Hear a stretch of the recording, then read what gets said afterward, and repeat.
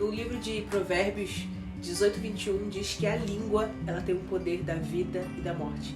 Isso significa que aqui, na nossa língua, pode sair grandes coisas muito boas também, mas pode sair coisas muito ruins, muito negativas.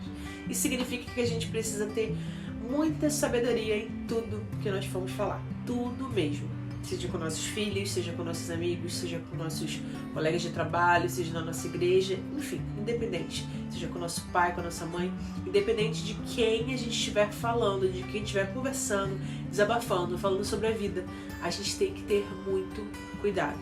E Tiago, ele vai dizer assim, no livro de Tiago, capítulo 1, versículo 19: Meus amados irmãos, tenham isto em mente, sejam todos prontos para ouvir, tardios para falar e tardios para se irar. Isso significa que a gente precisa estar sempre atento para ouvir. Nós precisamos ouvir muito mais. Nós precisamos estar sempre tardios para falar. Pensar muito bem antes de falar. Principalmente, tomar cuidado com as pessoas que estão ouvindo aquilo que a gente fala. Então existe um poder muito grande no silêncio. Talvez você como esposa, como seu marido, talvez você ganhe muito mais falando menos, agindo mais, ouvindo mais. Talvez você vai ser muito mais abençoado. E isso foi algo que eu aprendi na prática, sabe? Eu sempre fui muito tagarela, muito falante. Vocês que são meus amigos sabem que eu sou muito tagarela, muito falante, falo muito, sou muito comunicativa. E talvez algumas mulheres, se não a maioria, a gente tem sempre aquele poder de sempre saber o que fazer, sempre enxergar muito além. Então até mesmo no meu casamento, muitas das vezes eu falava bastante, eu explicava coisas que eram desnecessárias naquele momento, eu falava nos momentos errados.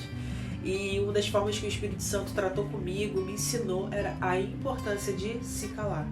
O poder do silêncio. E o poder do silêncio, ele transformou o meu relacionamento. Eu percebo que dentro do meu relacionamento, não só na minha casa, mas também no meu relacionamento com outras pessoas, na minha igreja, eu percebo que eu aprendi muito mais, e a Bíblia fala sobre isso, que nós aprendemos, nós amadurecemos e desenvolvemos sabedoria muito mais ouvindo do que falando.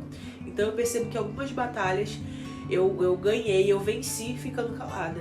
E eu percebo que existem frutos nos meus relacionamentos, no meu casamento, que foram muito maiores quando eu não falei do que quando eu fiquei ali falando 1000 palavras. Então é pra gente refletir a importância da gente estar sempre pronto para ouvir, tardio em falar e tardio para se irar. Tá bom? Combinado? Então é isso.